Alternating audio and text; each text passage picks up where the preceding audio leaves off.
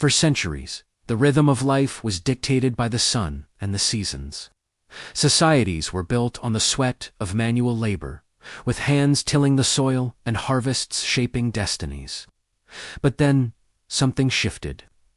The quiet hum of the countryside was slowly replaced by a new sound, the thunderous roar of machinery. A revolution was brewing, one that would not be fought with swords, but with steam, iron, and a radical new way of thinking.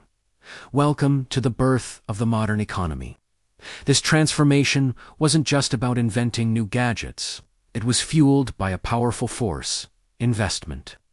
Visionary entrepreneurs saw potential in the smoke-filled skies of burgeoning cities. They risked their fortunes, pouring capital into building factories that would house the new engines of progress. As these investments flowed, the financial world had to evolve.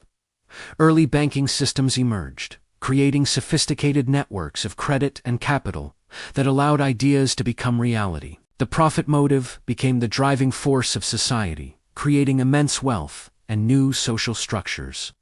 Cities swelled as people flocked from the countryside, chasing opportunities and dreaming of a different life. This wasn't just an industrial change.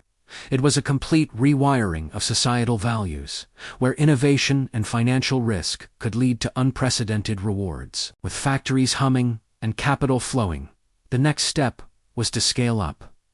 The era of mass production had arrived. Assembly lines, a symphony of coordinated human and machine effort, began churning out goods at a speed never before imaginable.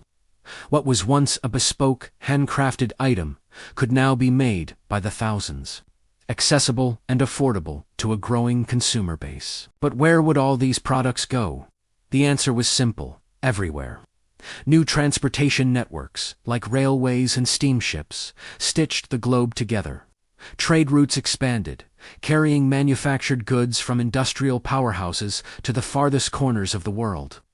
Maps were redrawn, not just by explorers, but by merchants. Industrial nations established economic dominance, their factories setting the pace for a new global marketplace, where supply and demand operated on a scale previously beyond comprehension.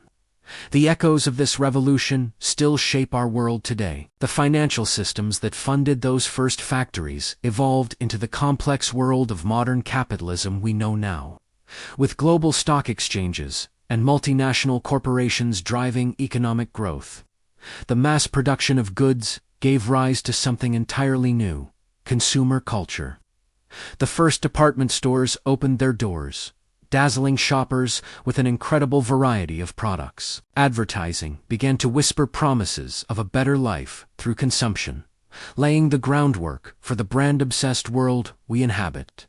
Every time you tap your card, browse an online store, or see a billboard, you are experiencing the long-term legacy of this incredible period. The Industrial Revolution didn't just create machines.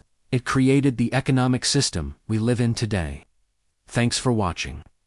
If you found this journey through history insightful, don't forget to like, share, and subscribe for more.